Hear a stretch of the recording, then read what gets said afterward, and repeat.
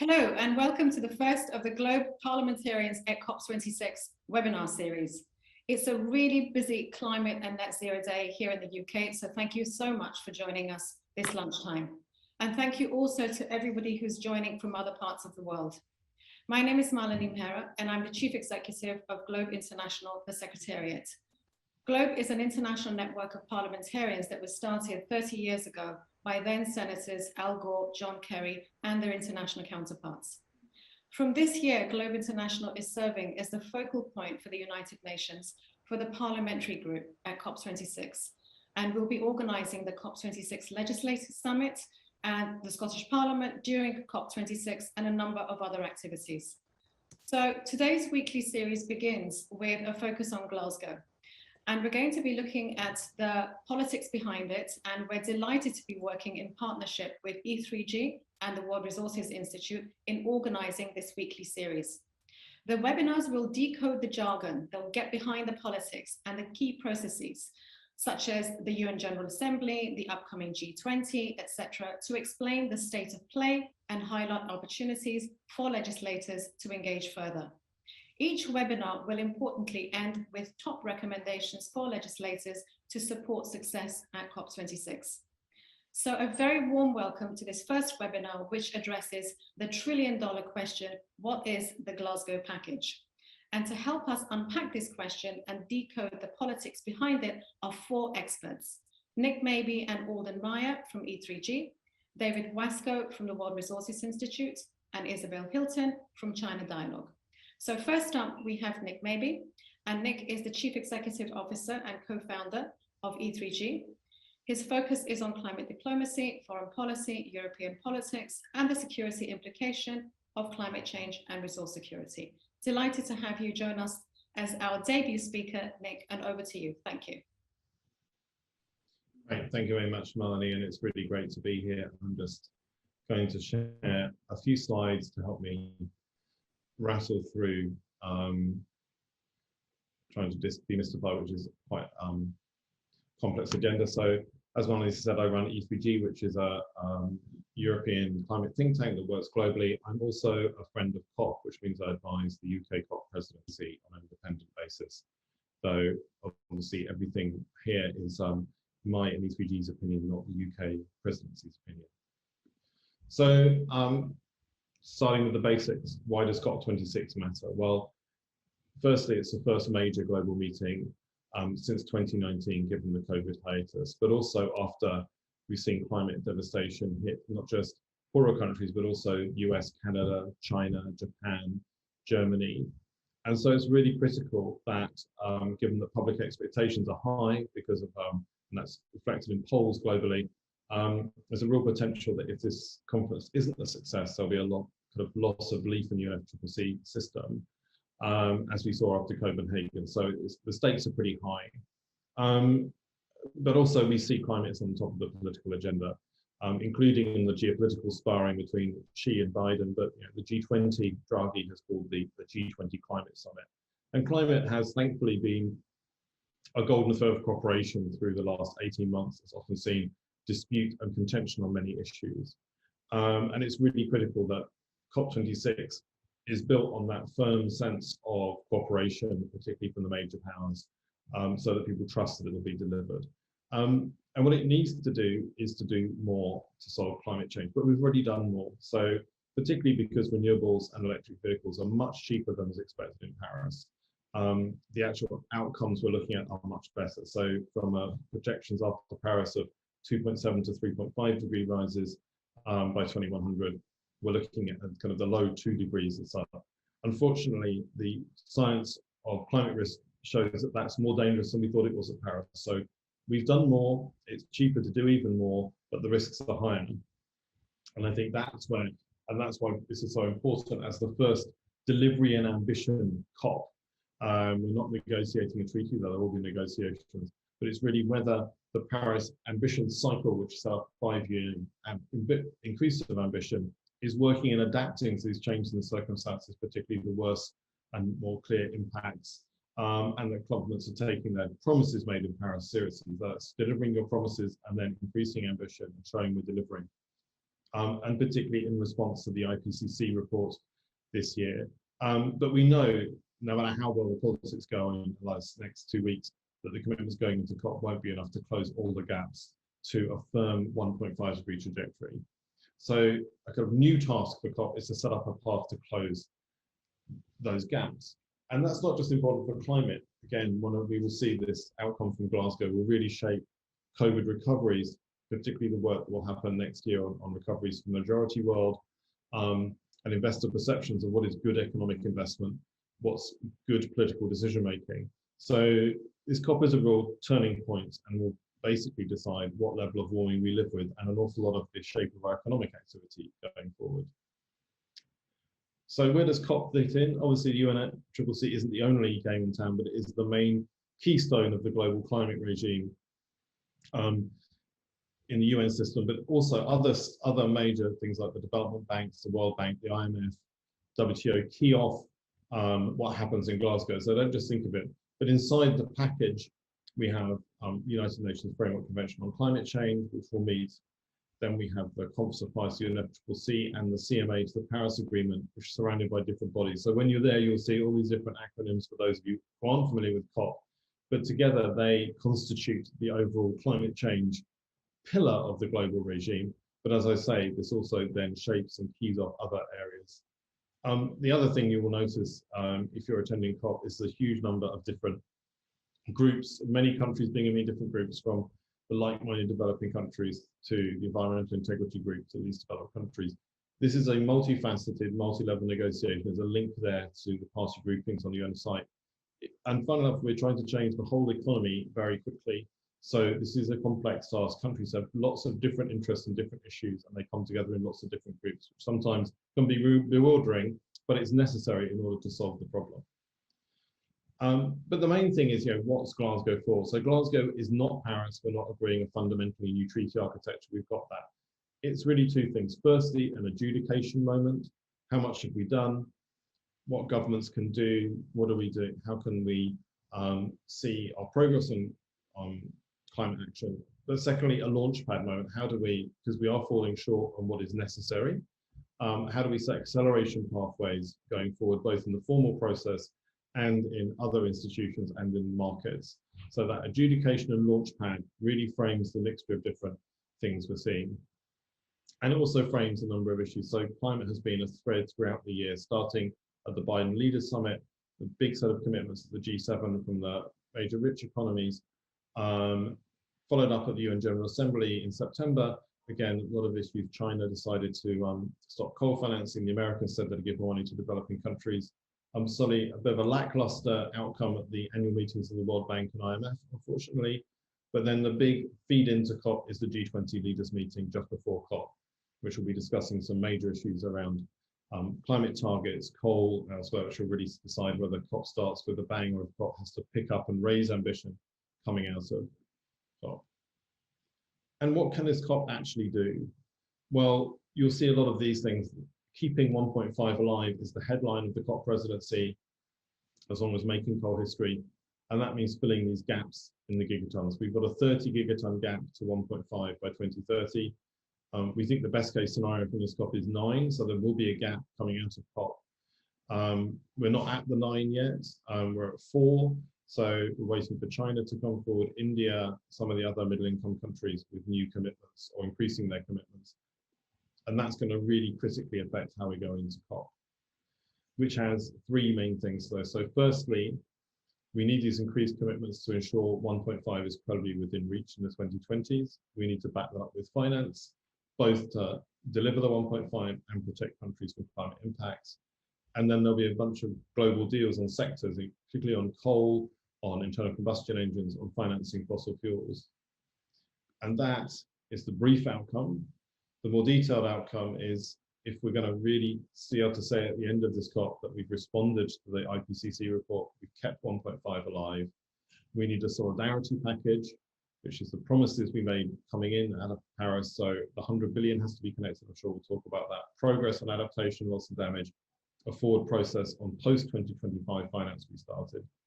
We need an acceleration pathway towards 1.5, perhaps revisiting net zero strategies before 2025, robust Paris rulebook, and we need some sectoral transformation deals. And these four are the big ones the UK is pushing for. OECD countries out of coal in the early 2030s, no new coal pledges from the major non-SDC, no public finance of fossil, and internal combustion phase out. And there's a whole set of processes going on now into COP, which will hopefully drive those forward. But that's the real place. So what to expect? How will COP unfold? Well, everybody wants a good outcome, which isn't always clear in the major powers, but there are different perceptions of what good looks like between China, the US, EU, etc. We see the geopolitics helping at the moment, but that could get worse as we get there, especially if the Chinese NDC is underperforming. We expect one to come out. The OECD countries seem confident they can show a credible roadmap to deliver their 100 billion pledge. We'll see how credible that is, but they're not sure about how much the support for adaptation. People looking for half of that to be adaptation, and I don't think they'll hit that market. The logistics around Glasgow are still difficult, but they don't seem to be a problem, but that could still be an issue of legitimacy, particularly if there's an outbreak or the hybrid negotiating infrastructure doesn't work. But the critical piece is, will the leaders agree a mandate to deliver a 1.5 package coming out of Glasgow in the opening session the first day, especially if the G20 fails to deliver. And also, we expect campaigners to be really focusing on climate justice, but also corporate greenwash, particularly around net zero and voluntary targets. So there's a lot of things that could go wrong. It's a very high risk COP. And if we're looking for a big outcome, it'll probably go right down to the end. And sorry, I'm over time, but I'll just go through. So this is the 2 weeks. It'll open with an agenda fight, probably over the procedure, and also people absorbing the G20 Leader Summit. Then the World Leader Summit will open, and that's where we're looking for the 100 billion delivery plan to be settled, and the leaders to signal that they want to close the gaps to 1.5 throughout the week. We'll then have Finance Day, which will be looking, are people getting out of fossils? What's the issue around greenwash in the private sector? The Energy Day, we'll see the energy pledges come forward. Has coal been made history? Then there'll be the global climate strike on Friday, the big march in Glasgow, 150,000 people on the Saturday. And that will set us up for the beginning of negotiations when we get down to business in the second week. And then closure Friday, Saturday, we'll be asking the question, is 1.5 alive? So I'll stop there and move on. But that's the rhythm we're expecting and still all to play for. Thanks a lot, Nick. That's a really good beginning to today's webinar, a really helpful overview of the process, but also the flashpoints and that essential need to close the gap. I think that closing the gap is really going to be the hallmark of the lead up to COP26. So delighted now to be able to open up to further international perspectives from David Waskow. And David leads the International Climate Program at the World Resources Institute and was formerly with Oxfam America, where he also directed climate change policy, especially as it concerns vulnerable communities. David, if you could share your perspective of the international politics around the negotiations, but also importantly, from a US perspective, what's driving the US's international climate diplomacy. So the floor is yours. Over to you. Thank you. Yes, thanks, Malini. And before sort of jumping into where the US stands and how they see the current process and how they're engaging in the current process, I'll just frame this a little bit in terms of what's needed from COP26. And I think Nick has covered a lot of this territory, so I'll be very brief. Critically important is ambition toward 1.5 degrees. And I think in addition to what we see coming into and at the COP itself, a process leading from the COP that will accelerate action in the next couple of years. Secondly is finance to enable emissions reductions in developing countries, and also to enable developing countries to address impacts, both in terms of adaptation and also what's referred to as loss and damage. A third dimension is the Paris rulebook, concluding that, making sure that there are strong, robust rules with environmental integrity there. And then lastly, sectoral transformations. And Nick has spoken about some of those that are in play at the COP. I think in thinking about how these come to fruition at the COP, it's perhaps helpful to think in terms of three phases or maybe acts of a play. So the first act is the one that we've been in for the last, I don't know, year and a half even, during which countries have been coming forward with stronger NDCs. They have been coming forward with net zero commitments, I think much more so than we might have anticipated if you look back even 18 months ago with those net zero commitments and finance as well, finance pledges. The second phase, so that's leading up to the COP, and that will continue over the next week and a half, I think.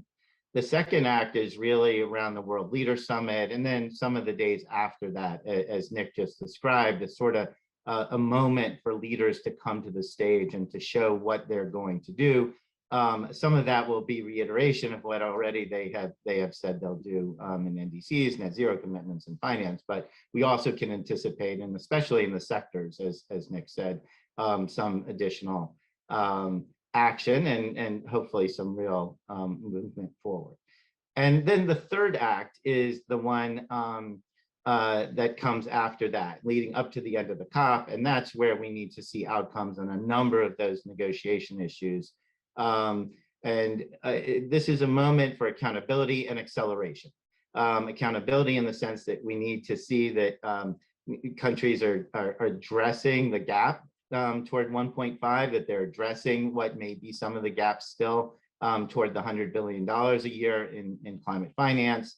And then beyond that, there needs to be a sense of acceleration, that we're going to have a real movement forward in the next couple of years, that countries aren't going to wait on ambition or finance or other issues to 2025, but really will take action sooner than that. So let me, in that sort of three-act play, let me situate the United States. And I think the US was not on the stage at all just over 9 months ago. And I think very fortunately for everyone, has in fact come back on the stage in a really important and pivotal way starting 9 months ago. Especially with the summit that President Biden hosted in April, I think has helped drive some action further forward and moved us ahead in ways that might not have been the case. A core objective for the US has certainly been around advancing global ambition on mitigation, on emissions reductions. John Kerry, the special presidential envoy, has made clear that he sees COP26 as a key moment to show that the world can keep 1.5 degrees within reach, that this is a central time for that objective. How this plays out in terms of the US objectives around the COP is complicated, I think. In part, the US has recognized that it has to take action at home. I'll come back to that in a moment, that that's really critically important to driving the global agenda. Beyond that, I think very central to the US thinking is the role of China. And in part, that's because of the emissions from China, roughly a quarter of global emissions. It's also the way in which China engages around the world through vehicles such as the Belt and Road Initiative. I think we've seen some important progress in terms of China saying it won't finance coal any longer internationally, just in the last few weeks. And in addition to that role with emissions, I think the US sees China as important in geopolitical terms in addressing climate change because of its global reach, because of the country's global reach. All of this, of course, is complicated by the fact that US and China relations are not on a completely even keel at the moment. There is a lot of undertow when one engages on climate change between the US and China. And so an important question, I think it will be in play through this COP and beyond, is how to navigate those waters. In addition to that, the US has been engaged in quite assertive outreach with a number of other countries, India, South Africa, Japan, South Korea, Indonesia, among others, to really work with them, encourage them, sometimes pressure them, I would say, to move forward. So it has been a strategy that does reach beyond China. As I mentioned, the Biden administration has understood the critical role of U.S. action at home, that needs to be in place in order to drive the kinds of action that one wants to see internationally, and also to do what the U.S. Can and should do at home, including for its own economic reasons. So the NDC that the U.S. announced in April to essentially cut in half emissions by 2030 from 2005 levels is a critical part of that strategy. There are questions now, and I think, thinking in legislative terms, it's quite critical actually, what Congress is going to do to help deliver on that objective. There are 2 bills in Congress right now that would advance that goal. One, an infrastructure bill, the other referred to as the reconciliation bill. The infrastructure bill has funding for elements around electric vehicles, for charging infrastructure, and also quite a lot of funding for climate resilience.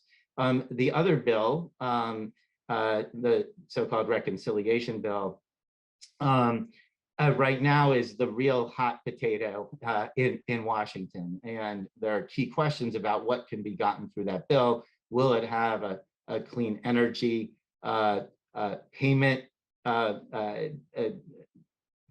elements that would help drive clean energy in the electricity sector? That's been a quite hot topic in the last few days. But beyond that, and I think this is critically important, there are other elements of that legislation that will help drive climate action. There are a number of tax credits for renewable energy, solar and wind, and also for electric vehicles that in fact could be bigger in their impact than the clean energy portion. Meanwhile, the administration has been taking action in other ways: new efficiency standards for transportation, a goal for 50% of new vehicle sales to be fully electric by 2030. And President Biden finalized a rule on phasing down HFCs over the course of the next 15 years. So a lot that's happening, and also action by states and the private sector as well. So important questions to play out on the legislative front, but I do think that we're seeing multiple levers in play right now that would help advance the objective of reaching that NDC. Let me turn now a little bit to the question of finance and support briefly. This is an issue that the U.S. has recognized the importance of, but it's an issue where the U.S. often has to be brought to the ball, not always quite happily and willingly.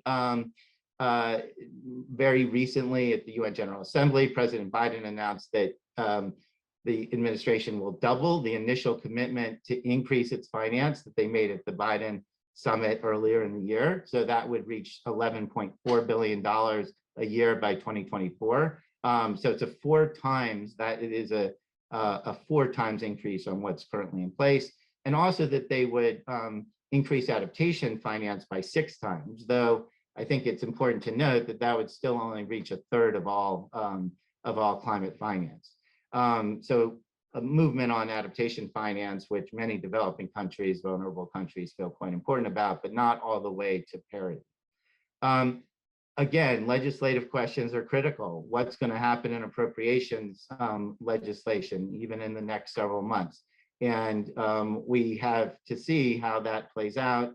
The Senate, one of the Senate committees yesterday unveiled a bill with $3.1 billion in climate finance that gets us up a bit, but we'll have to keep increasing clearly over the course of the next several years. That amount will have to increase. There's also the delivery plan on $100 billion that is meant to come out this week that Germany and Canada have been leading on. That's a plan for developed countries about how they will, in fact, make good on the $100 billion target. And there are important questions there with how the US will play in that space. And then at the COP, how to address the discussions around how to start a process on a new finance goal for after 2025, how to address loss and damage. And then lastly, I'm going to note, or nearly lastly, the Paris Rulebook. Important issues for the US include transparency, getting a clear outcome on transparency where all countries are reporting in the same manner. And then what's called common timeframes. How long are NDCs? And the US has been quite adamant that NDCs, for example, in 2025 should only go out to 2035, that we need that sense of urgency and not have 2040 or later NDCs that don't create that sense. And then lastly, on the transformational initiatives, I would just note the US, along with the European Union, recently launched a global methane pledge that will that is mobilizing a number of countries. There are now over 30 countries on board to collectively reduce methane emissions by 2030 by 30% below 2020 levels. And that also is an important, I think for the US, an important way to galvanize action and move toward the 1.5 degrees. So lots more to say, but I'll leave it there. I think the important thing to note is the US coming back on the stage has been very important to this process, but there are lots of unanswered questions that are on the table going forward, and I think will play into how COP26 plays out in the next several weeks and where we're going to be able to head beyond that as well. Thank you, David. That was really comprehensive. Thank you so much. And I think everybody has been all smiles for the last 9 months since the US came on board. There has been an absolute blizzard of various different pledges, commitments, and other initiatives which have been launched in the last few weeks. We see a number of them this week itself. So I'm now going to turn to Alden Meyer. Alden, who is Senior Associate at E3G and a veteran observer and participant in the international climate negotiations for 2 decades plus. So Alden, please do offer your perspective on this pre-COP phase that we're in. And in particular, your assessment of where the politics are, what we should be looking out for. Thank you. Over to you, Alden. Thanks very much, Malini. Great to be with you. And I think Nick and David have done a great job outlining the stakes at Glasgow and what to expect. As you say, I'm a veteran on this. I've been to all but one of the past 25 COPs, and I would say that this COP is facing an unprecedented set of challenges going in. Nick talked about the COVID situation, anger over vaccine inequity, and the UK's job of balancing public health concerns against inclusion and participation, particularly for vulnerable countries and civil society. There is a risk, I think, that there could be concerns about the legitimacy of the process. And as Nick mentioned, I think we need to guard against that. I'd also mention the economic and fiscal strains, the debt crisis that many countries are facing as a result of COVID. I can't remember a time when there's been such a perfect storm of sort of fiscal and economic challenges going into a COP, perhaps around the global recession in 2008, 2009, but even that wasn't quite as widespread as this. David mentioned the geopolitical tensions between the US and China. Of course, those have always been there, but they're particularly sharp and toxic now. I'd also mention the energy supply and price shocks that many countries are facing, China, India, Europe, the US, others, and that weakens political resolve. And then finally, I think, and this is a two-edged sword, increased public awareness of climate impacts and the cost they're bringing has increased expectations for action among the public, but it also has the fossil fuel industry realizing that it's in a fight for its life. And they and other incumbents continue to hold political sway in all too many countries and are working overtime to frustrate action. So that's the challenges that we face going in. As Nick said, I think COP26 is really the pivot point from a system that's focused on negotiation of treaties, agreements, protocols, and rules to a process focused on implementation, sort of to take it from Nike, just do it. Let's get to net zero. And there's a lot of momentum behind that, but I would say this is new terrain for many of the negotiators and ministers that will be in Glasgow. And they really need to take a page from the governors, the mayors, the corporate CEOs, the investors, and others that have taken bold action on climate change and made commitments to net zero and decarbonization, and are creating a culture of radical collaboration and learning by doing. That is not the culture in the UNFCCC negotiating process. It's finger pointing, blame casting, hostage taking in negotiations. We need a transformation of the culture. As Nick said, to judge the success of Glasgow, we need to look at not just the formal process, the Article 6 rules, the the transparency rules, the other bits that are on the formal agenda, but really on whether there's agreement at the end of the 2 weeks on a process going forward, not just to address the 2030 gap in mitigation ambition, which is critical, but also the need for dramatically scaled up climate finance and the need to have a meaningful response to the devastating climate impacts that vulnerable countries and communities around the world are facing, which are going to continue to worsen no matter how quickly we decarbonize the economy. And as they both said, we need to look at the slew of initiatives that are going to be launched in Glasgow on various sectors, the consigning coal to history, shifting from internal combustion engines to zero emission vehicles, the methane emission initiatives, et cetera. And really, I think there's two questions. We need to say, what do they all add up to in the real world in terms of emissions reduction, and make sure there's no double counting against national commitments. And second, do they send the powerful signals to the business sector, the investors and others that we need, that the direction of travel on the road to net zero and eventually net negative emissions, I would say, is firm and irreversible? I think that's a big question at the end of Glasgow. As Nick said, we'll know a lot on the Sunday before the Leaders Summit in Glasgow, based on the outcome of the G20 summit, what the terrain is going to look like. Will Prime Minister Draghi be able to forge consensus on the tough issues like phasing down coal and ramping up climate action in this decade to keep 1.5 alive? In that case, the larger group of leaders assembling the next day in Glasgow can adopt a strong declaration without too much difficulty. But if there continues to be opposition to those initiatives in the Italian text from countries like China, India, Russia, Saudi Arabia, and others, I think it will make it near impossible to bridge those differences in the 2 days at the Leaders Summit and get a different outcome. So that's a big factor, and we'll know going into Glasgow where we came out. On the dynamics influencing and the US policy and positioning, David did a great job of the overall international negotiating stance. Let me just talk a little bit more about the domestic scene. I should start by pointing out that the large and growing group of governors and mayors, business leaders, investors, and others that made up the We Are Still In coalition, which has just been named the America Is All In coalition due to us re-entering Paris, I'm glad to say. They are providing really strong support for the Biden administration, not just on the Hill with the domestic climate and energy proposals, but also around the more ambitious US 2030 NDC and the ramping up of climate finance that David talked about.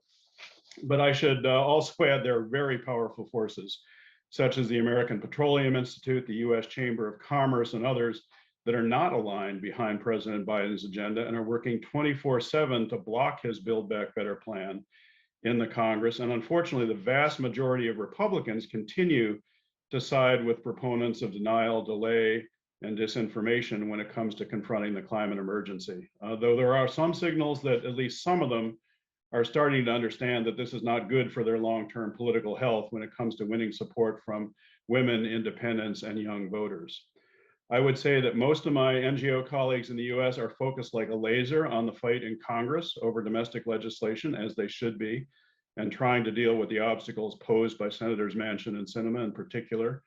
But there will be a good core group of advocates in Glasgow, along with the cabinet members and other senior administration officials who will be there over the 2 weeks. It's really a shock and awe campaign by the administration to flood the zone in Glasgow to talk about what the administration is doing, as well as the congressional delegation that's likely to come in over the middle weekend of the COP. And as David mentioned, these US officials are going to have their hands full building confidence in America's ability to deliver the goods when it comes to domestic mitigation and international support for climate action. Now, you asked me to address the prospects for real progress on the critical issues of climate finance and loss and damage. So let me go a little deeper on those. Climate finance covers a lot of territory. Lorena Gonzalez at WRI told me there are 20 separate negotiating issues on the agenda on finance in Glasgow. I'm not going to go through all of them. The big ones, of course, are the $100 billion delivery plan. Climate finance access and adaptation finance pledges are part of that. David mentioned the post-2025 climate finance negotiations. I'll touch on that. And then deals to support the transition from fossil fuel-based to clean energy systems in countries like India, Indonesia, South Africa, and others. Those are really key, and that's above and beyond the $100 billion. That's tens of billions of dollars for each of those countries alone.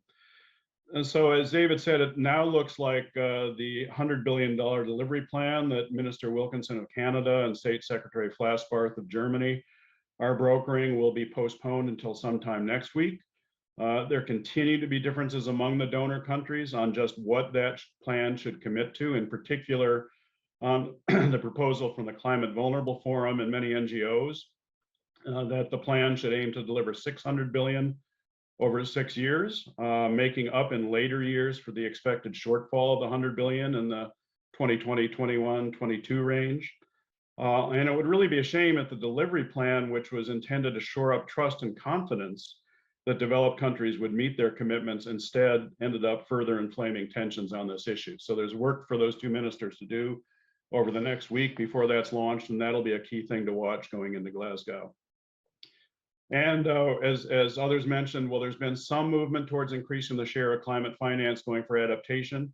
It is unlikely this will reach the 50% goal anytime soon that Secretary General Guterres, vulnerable countries, and many NGOs have been calling for. And I think it's an open question. At the end of the day in Glasgow, will the focus in Glasgow be on the trend of increasing support for adaptation activities, since it's moving in the right direction, or on the failure to meet the 50% goal? It could go either way, and a lot depends on the reaction of the vulnerable countries. And as David mentioned, the UK needs to broker agreement by the end of the COP on the terms of reference, process, and timeline for post-2025 finance negotiations. There's agreement, I think, widespread agreement that that goal needs to be higher than 100 billion, but there's not consensus on just how much higher it should be. And particularly there's resistance to the proposition advanced by the US and other developed countries that the focus of the base of the donors expected to contribute needs to be broadened to include China, some of the OPEC countries, and others, not just the developed countries. I would say this is likely to be one of the crunch issues that occupies ministers' attention in the closing hours of the COP, and we can have a betting pool whether that's going to be Friday night, Saturday morning, or like Durban stretching into Sunday. I hope not, but we'll see. There are also a number of finance issues that aren't on the agenda in Glasgow that are nonetheless essential to make the progress we need in the real economy. That includes reallocation of SDRs, IMF concessionality and debt reforms, the MDB alignment with Paris, Build Back Better, the Global Gateway and other infrastructure initiatives, international sustainable finance standards. We really didn't get what we needed out of the G20 finance ministers on taxonomies, for example. Corporate risk disclosure, stress tests, and transition plans. I think we're making some progress there, but not enough progress to really build confidence that we can be on track to 1.5. So I think, you know, we all have to acknowledge that lots of work is going to remain on climate finance after we come out of Glasgow, including by the German and Indonesian incoming presidencies of the G7 and G20. Now, just in closing on loss and damage, I think it's clear that vulnerable countries, NGOs such as the Climate Action Network and others are pushing for this to become a standing agenda item at the COP in order to create a political space to address the fact that 7 years after we created the Warsaw International Mechanism on Loss and Damage, there's been virtually no progress made on mobilizing significant financial resources to help countries address the now unavoidable impacts of climate change. So these groups also want the Santiago network on loss and damage that was agreed to at COP25 to be operationalized and be more than just a website that countries can go to. And finally, and this is probably the hardest one, they want a process coming out of Glasgow that will tee up the deliverables for COP27 on finance for loss and damage above and beyond the current flows for adaptation and resilience. Now, these are really difficult issues, and I think the UK presidency has been slower to take them up than we might have desired. But the reports we got out of the pre-COP ministerial consultations 2 weeks ago in Milan indicated that these are now clearly on the political radar screen. We've been having discussions with the US, which show us that they recognize they need to take a more constructive stance on their engagement with vulnerable countries on loss and damage than they have in the past, which has too often been driven by a fear of open-ended liability for their historical emissions. But how far we can get towards agreement in Glasgow to meet the legitimate needs of the vulnerable countries remains to be seen. So I'll just end it there, and we can go into this in the Q&A if people want to dive deeper. Thanks. Thank you very much, Alden. And thanks also for stretching the canvas from what governments are preoccupied with to what other non-state actors, from the business and industry and the civil society organizations, and in particular the focus on the needs of vulnerable countries. Thanks for bringing that very much into the frame. Now, you began your presentation with pointing to the unprecedented challenges facing us at COP, and Nick ended his presentation talking about, well, there's everything to play for. So I'd now like to turn to Isabel Hilton, because of course, as we all know, the center of political gravity, emissions reductions and expectations has shifted eastwards to China.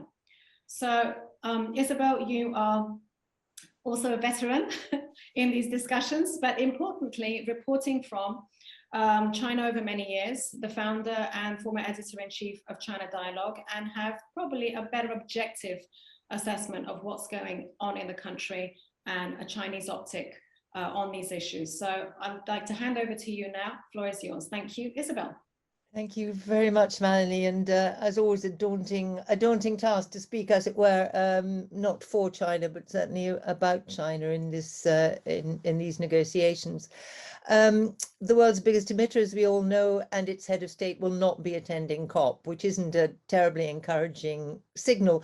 It's certainly disappointing, but it's not entirely a surprise. Xi Jinping has not left China since February of 2020, when he returned from a visit to Myanmar, and he didn't even attend his own COP, COP15, the biodiversity COP in Kunming.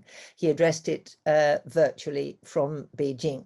So Xi Jinping has not been traveling, and this is not explicitly a snub to either to COP26 or to G20. He didn't attend UNGA in person, but he did make remote speeches which were of some significance, and in some cases with important climate announcements. So UNGA 2020 had his 2060 and 2030 pledges, and UNGA 2021 had the announcement on no new coal in the Belt and Road, and more significantly, in my view, a pledge to help emerging economies go renewable in their energy systems.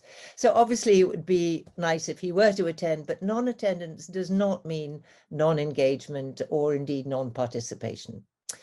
And it doesn't mean that China has changed its commitment either to building a dominant global market position in renewable technologies and all things climate related, or to mitigation at home, although we can and do quarrel with the pace of China's domestic mitigation. It will, however, go on happening for domestic as much for diplomatic reasons.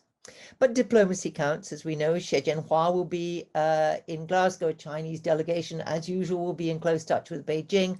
And we're promised a revised NDC, in which until the recent energy crisis in China, there had been some anticipation that there would be a substantial shift in the 2030 pledge. To remind those who don't follow this that closely, that is the pledge that China will peak its emissions by 2030 or earlier. It's the same pledge that was on the table in Paris, essentially, in 2015. It was a soft pledge then. It remains a soft pledge. It also means that if China doesn't bring it forward, pretty importantly, it's going to make Paris compliance, or certainly 1.5 degree compliance, much harder further down the line. So again, you know, in China as elsewhere, what we do before 2030 is extremely important. The latest hints on this are that it might shift to 2028, but that's, you know, welcome, but insufficient. I think if we're looking at how things look from China's perspective, we should always remember domestic politics in China, and much of Xi Jinping's time will be taken up with anticipating the very important Party Congress, the 20th Party Congress next year in China, and the open question of whether he will be indeed allowed to keep his job for life. So he will be, at least half the time, I think, distracted by domestic political considerations. Nevertheless, China's climate diplomacy has played quite a big part in the preparation for COP, and the domestic implementation of China's 2020 pledge to peak emissions, or to achieve carbon neutrality by net neutrality by 2060, which we would now expect to see being planned for, pathways being set out in the 14th five-year plan. The 14th five-year plan so far has been disappointing, largely in the question of domestic coal use. The speeches, the big political speeches at the beginning of the year in March around the big political meetings in China were heavy on the question of energy security and rather light on climate change. And that is, as far as we are concerned, a clear signal that geopolitical tensions are playing into China's domestic mitigation scenarios. China, remember, imports most of its energy outside coal. It imports some coal, but it also imports far more proportionately gas and oil, and most of it comes by sea. So for the past 10 years, China has been trying to hedge those pressures by building pipelines and by a very rapid expansion of domestic renewables, nuclear and hydro. These have dented the dependence on coal, but not enough. And I think that the geopolitical tensions, you have to, if you're a Chinese planner, anticipate that there might be some interruption in energy supply from overseas, and that makes you hold on to coal rather more than is desirable from a climate perspective. Again, just looking at China's position vis-a-vis global diplomacy, the rise of domestic nationalism, which has been fostered by this regime, by Xi Jinping, I think also determines the timing and the kind of presentation of China's offer. Xi Jinping does not want to be seen to make climate offers as a result of external pressure.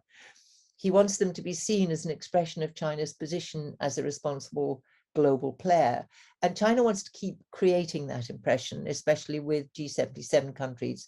It seeks to avoid blame and it seeks to be seen as a leader in tackling climate change. So all of these are going to be considerations in what China brings to the table in Glasgow. China is also, I think, quite keen to ensure that there isn't an alliance, if you like, between the European Union and the US, which it could see as an anti-China alliance. It keeps those lines of negotiation fairly separate.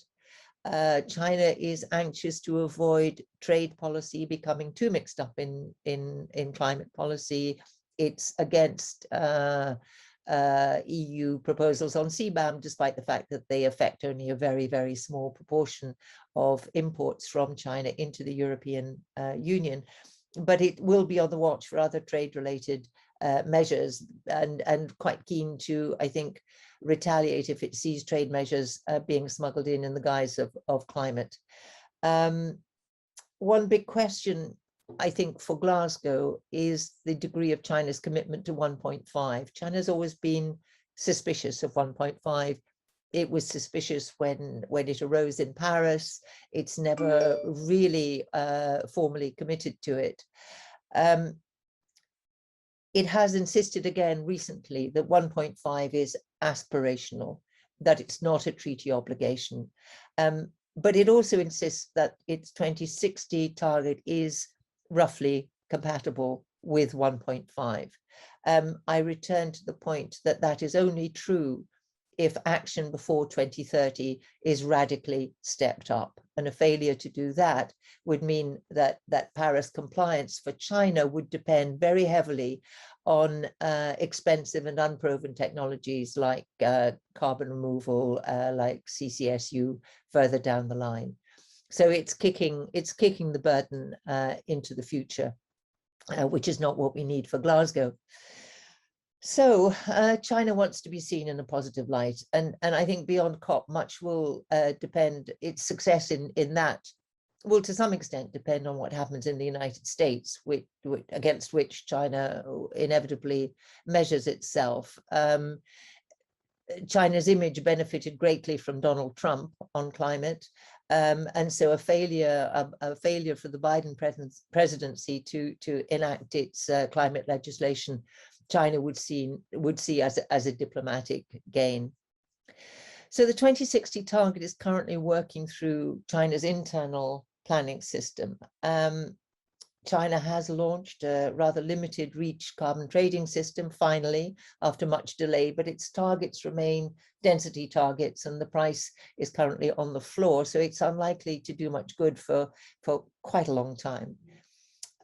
China's other domestic issues, there is a big social problem in coal, obviously, several million people, also concentrated in relatively few provinces. So planning for them, planning a transition is tricky. And that brings me to the other background questions, which are the state of the Chinese economy and the sort of rumbling crisis in the property sector. This matters because property has played a disproportionate role in driving the Chinese economy. So that has propped up budgets in provincial governments. It's also propped up emissions because building infrastructure, particularly infrastructure which is surplus to requirements, is very bad for climate. So it's a sort of two-edged sword. However, the end of property as a driver of GDP growth and as a means of supporting provincial budgets leaves open the question of how the energy transition is to be financed at provincial level. Those budgets are already under enormous pressure.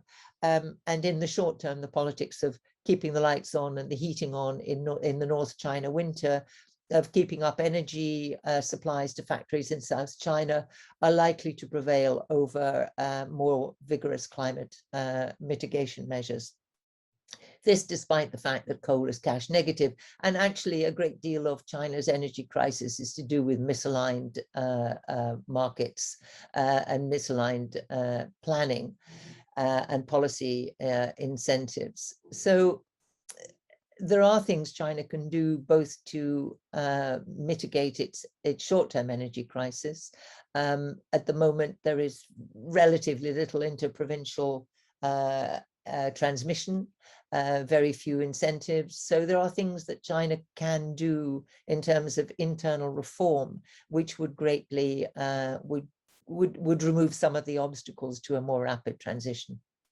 But the short term, however, Li Keqiang has signaled a slackening off of the climate action. He's also criticized what he calls, a campaign-style response to policy, and this is a besetting sin of the Chinese planning system, in which, as deadlines approach and provinces are afraid that they will miss the deadlines, be they reduction in intensity targets or whatever, they tend simply to switch off supply in order to make their figures look better. This is pretty unhelpful, but it's also a signal that the much vaunted China's planning system really doesn't work as advertised, and could do with some more serious reform if China is really to meet its targets. So in terms of China's regional climate diplomacy and its neighborhood climate diplomacy, the most important announcement was the no new coal announcement and the support for renewables. In the immediate neighborhood, Southeast Asia is clearly an area of great concern, rapid economic growth. If it's the wrong model, then it locks in emissions for a very long time. And China has been quite an important player in building the wrong model with its high carbon Belt and Road investments. So a reversal of that policy would be hugely important. Beyond that, and beyond some fairly rhetorical commitments with ASEAN, there is a very big gap between China's declared policy and China's actual investment practice. We are seeing a lot of promises to green Belt and Road investment, as we are seeing promises to green domestic investment. Again, that's all largely voluntary at present and needs to move faster. And one thing that China's partner countries can do, particularly those in receipt of Chinese investment, is to hold China to the promises that it has just made. China has hidden behind the assertion that it builds carbon-heavy projects in overseas because that is what host countries ask for. If that is really the case, then it is up to host countries to ask for something better. And now that China has itself recognized that high carbon development is counterproductive, it's pledged itself to supporting low carbon development, I think it's extraordinarily important that the countries that are the recipients of that development assistance and of that investment really sharpen their ask and hold China very much to account in those pledges, and that would help to avoid many emissions and would avoid stranded assets, and it would help to put emerging economies on a much sounder path. So I'm going to pause there, and again be happy to come back to questions in advance. That'd be great. Thank you so much, Isabel, and thank you to everybody for being so generous with your expertise and your insights. We have just a few minutes now for questions, and there was one already, and that's really topical, and it's about the global energy crisis, the gas crisis in particular, which is causing such dislocation in Europe and in China, of course. So Nick, could I come to you with an explanation to the question from one of the panelists, which is, how is the current gas crisis in Europe and the energy crisis in China likely to affect the COP discussions and outcomes? Yeah, no, it's a very topical question. I think in Europe, it has shocked policymakers, and there was immediately a kind of, oh no, we can't do anything that looks to consumers like we're putting up prices. But I also think there's also a realization that the solution to there's not a lot you can do in the short term when you're beholden to spot markets and the Russians. But the only thing that Europe can do is to accelerate its decarbonisation plans in the medium term, alongside a more rigorous looking at energy security. In the past, Europe thought energy security was about more pipelines. That didn't protect it from price rises that happen on all pipelines. So we think short term, it's had a bit of a setback, but not really affected policy. But I think medium term, this is going to kind of cement the low carbon transition in the European space. Interested in Isabel's view and the Chinese conversation, where it might play a stronger role, I think, in the short term than it does in Europe. Thanks, Nick. And I see you nodding, Isabel, but this is why we have a webinar series, so we can invite you back, because sadly we only have an hour today. And I'd like to bring in some of the other questions. They really are to do the recognition that the old blocks, the geopolitical blocks as we knew them, are crumbling, have been for some time now. And you see that perhaps most pointedly with BASIC. So a question for whoever wants to take it, the role of the Africa Group, and in particular, how South Africa's stronger NDC and the net zero commitments made by middle-income countries is going to reshape the conversation, and political appetite, perhaps by countries like India, to announce a net zero target. So hands up, who'd like to take a stab at that question quickly? David, Alden? Yeah, I can tee it up, and then David should come in maybe on India because of the interesting indications that Modi may say something significant about this. But I think you are seeing the old blocks crumbling a little bit within BASIC. I think the South African initiative is an indicator. If India follows to ramp up its non-fossil share target by 2030, that will be significant. And I think it could isolate China a little bit on the stage. That's clearly part of the US strategy, is to work with countries like India, Indonesia, South Africa, and others by providing finance and technology so that they will commit to the energy transition, decarbonizing their economies, and make China stick out even more like a sore thumb as a country that's not doing its fair share.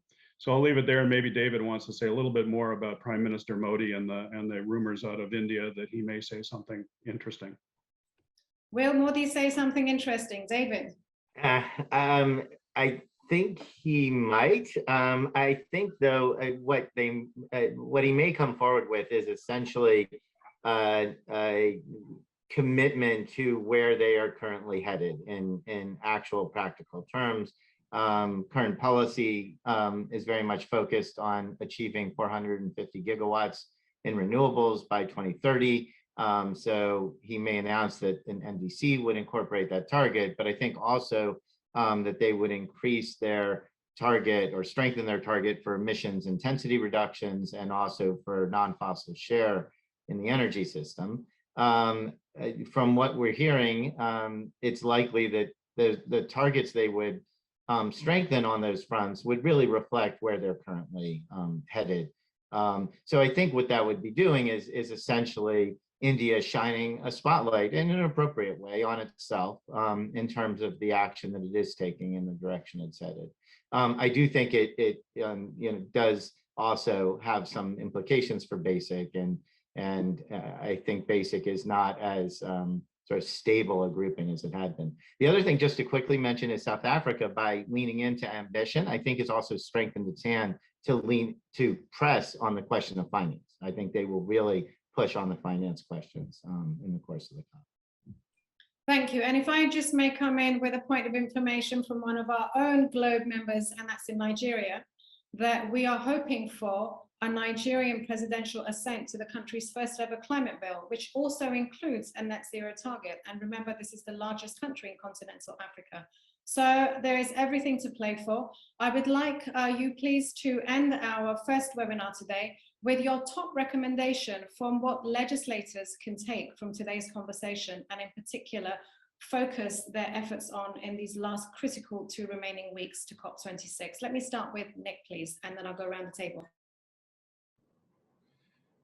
Yeah, it's more, I mean, as well as just sending their messages into their leaders that they need to keep the confidence of Paris alive. I think legislators should start preparing their post-Glasgow inquiries on how their economy is going to thrive in this place. There's an enormous amount of announcements going to be made around Glasgow, which will fundamentally change the financial and economic context for every country in the world.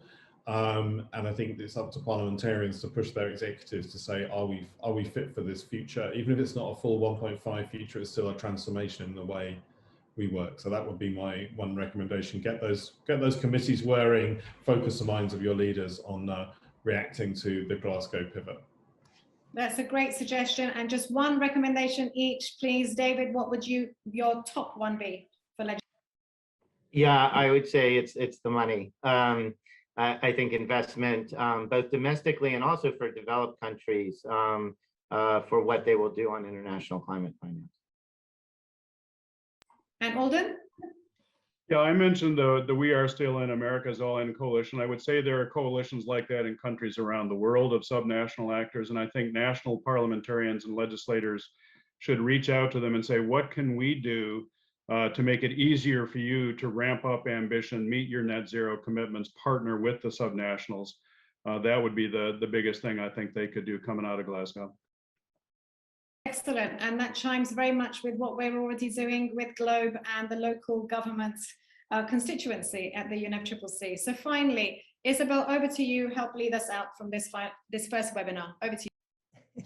Thanks, Malini. If there was one thing I think that GLOBE legislators could helpfully do, it's to hold China to account for its promises on sustainable development and make sure that its executives also hold China to account. This could be turned into a really constructive relationship instead of a damaging one, but it requires emerging economies to put pressure on China rather than developed.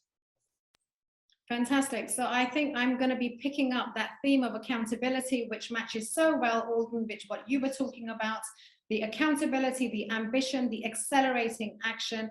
So on that note, thank you so much for taking the time today. And for everybody who's tuned in today, please join us next week. But for now, Isabel, Alden, Nick, David, thank you so much. Thank you to our partners, E3G and the World Resources Institute. And everything that you've heard today, we will be transcribing and putting up on the website. So let's look forward to seeing you next time. Thank you.